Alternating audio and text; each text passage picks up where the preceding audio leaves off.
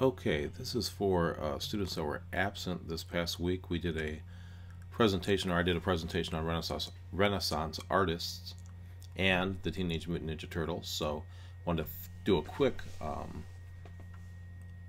video of this to get up on the website. So if you happen to miss that day, there was no worksheet or anything that went with it, but I wanted to give you a chance to see it. Also, if you're watching this video, you're lucky enough to see me as I'm going from my full beard that I've been growing since Christmas to no beard or mustache at all, and I like to mess around and shave off just various parts of it before I get it all gone, just to annoy my wife. So if you look, there's a side view. I don't know how well you can see in the dark here, but right now I just have a big long Fu Manchu mustache and long sideburns. Unfortunately, my wife is at work, and so she's not here. I got to keep it till the morning till she gets home from work, so I can annoy her a little bit before I get rid of the rest of it. So alright, we'll go ahead and get started here. And you might be asking, what do the Teenage Mutant Ninja Turtles have to do with Renaissance artists? But I think you probably already know the answer to that if you think just a little bit. Here are our heroes. I'm sure many of you, when you were little, used to watch the Ninja Turtles, the cartoons on TV or the movies. I know my kids did. And as a quick reminder, the names of the Ninja Turtles are Leonardo, Michelangelo, Donatello, and Raphael. And when you were little and you watched this show, you got to know who was who by two things: the color of the sash that they wore around their eyes, their mask, and the type of weapon that they use. And to be honest, for the life of me, I've never been able to remember who's who. I think maybe this is Michelangelo with the orange and the nunchucks, and I think this is Leonardo in the blue with the samurai swords, but I could be mistaken. Now, the important question is, who are these men in real life? And of course, they were all great Renaissance artists: Leonardo da Vinci, Michelangelo, Donatello, and Raphael. And so I want to just take a chance to show you a little bit of the artwork that these men produced during the Renaissance, and much of this artwork is still considered to be some of the greatest artwork ever produced. That's a sketch of Leonardo da Vinci and a painting of Michelangelo. And there's a statue of Donatello and a painting of Raphael. So these are what the men actually look like. And again, they lived over 500 years ago, so hairstyles were different. They really had some long beards back then. Now here are some examples of their work. This is just a portion of one of Michelangelo's most famous works. It's painted on the ceiling of the Sistine Chapel, which we'll see a little bit more. There's the Sistine Chapel itself. So this is in Rome, in Vatican City, and in this chapel, this small church, all the sides of the walls are painted with murals, and all across the ceiling, Michelangelo painted pictures. They built a big scaffolding, and he laid on his back and painted the ceiling here. There's one of Raphael's paintings, probably the most recognizable painting in the history of the world, the Mona Lisa, by Leonardo da Vinci. Michelangelo was also a sculptor. Another one of Raphael's paintings. And maybe Leonardo da Vinci's second most famous work, The Last Supper. So a little bit more about Leonardo da Vinci.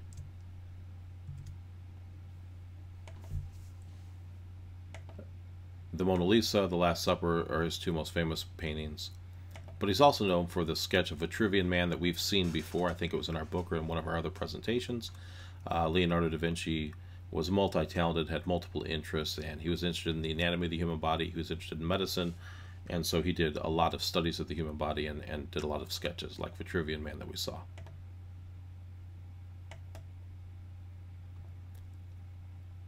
Here's a little closer look at the Sistine Chapel that Michelangelo painted, and this part right, let me see if I can get to where we can see it. This panel right here is the panel that I showed you the close-up of. God, this is a representation of God here reaching out towards a man here, and again, here's a close-up of, oh, it's coming, a close-up of the two hands. Now, this is painted directly on the plaster on the ceiling of the Sistine Chapel, so you'll see the cracks that have formed over the years. Another thing that Michelangelo was known for was being an architect, and this is St. Peter's Basilica, again at the Vatican, and he designed the dome He was the architect that planned this dome and how it would be built.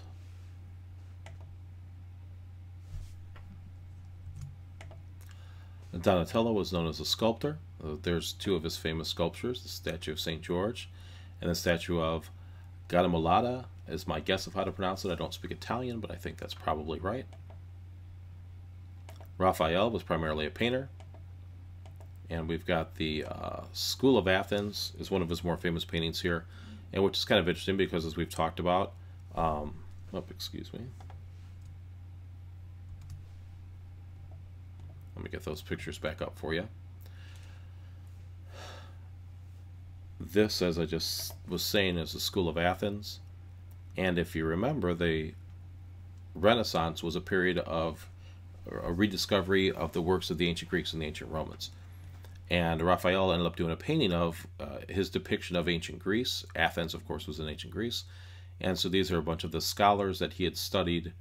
And if I'm not mistaken, right here, we actually have a cameo appearance that I believe is supposed to be Michelangelo. So even though, of course, Michelangelo didn't live during, or maybe it was Leonardo da Vinci.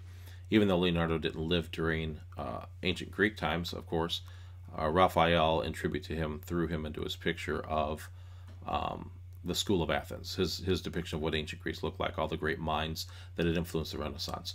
And here we also see some other, a chapel and deliverance of St. Peter. Again, the church was financing a lot of the art still at this time, so much of the art that you see the Renaissance artists doing are based on the Bible.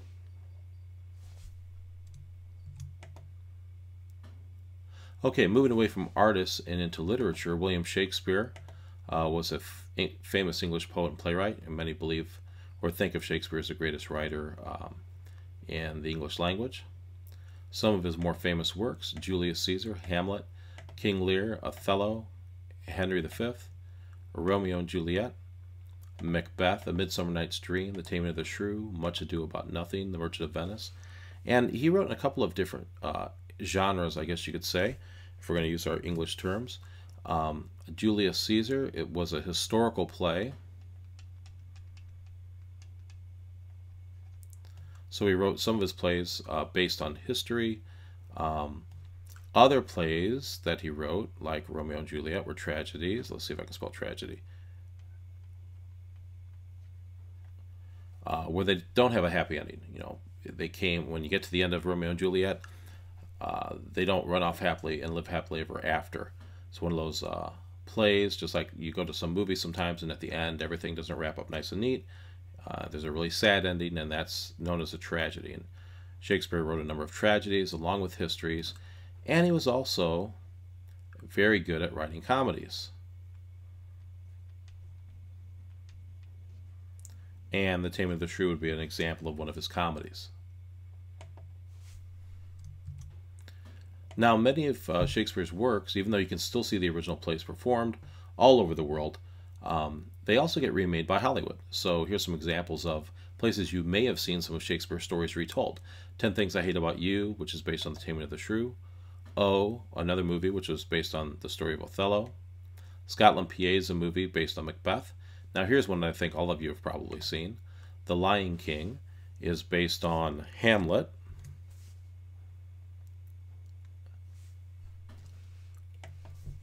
West Side Story was a musical based on Romeo and Juliet, and more recently, if you've seen Romeo and Juliet, that's of course based on Shakespeare's story of Romeo and Juliet as well. So here's some of the cover art. So maybe if you run across these, you'll go ahead and rent them or watch them on TV if you see them. There's the cover art for O, West Side Story, and Scotland PA. Okay, this wraps up this very quick presentation. Again, we didn't take notes. It was just more of a chance to expose you to some of the art of the artists of the Renaissance.